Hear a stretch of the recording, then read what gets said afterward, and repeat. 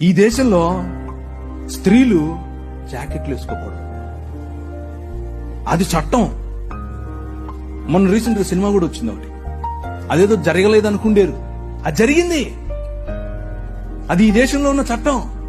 ఎందుకు అనంటే మన దేవుడైనటువంటి బ్రాహ్మణుడు నడుచుకుంటూ వస్తే అది ఆడో మగో తెలియాలి కాబట్టి ఇప్పి చూపించాలి. ఏం లాజిక్ ఇది? ఏం లాజిక్? అవును, ఇది ఎవరికి ముఖ్యంగా బడుగు బలహీన వర్గాలకు జాకెట్లు వేసుకునే అధికారం లేదు అన్నారు. ఎందుకు లేదు? వేసుకోకూడదు నువ్వు అన్నారు. వేసుకుంటే స్తనాలు కోశారు. మీ స్తనాల బరువు చూసి దానికి పన్ను విధించారు. బాగా బలిశావులే కట్టు అన్నారు. కానీ ఒక పేరు చెప్తాను, విన్నోళ్ళు చేయొద్దండి. Charles Mead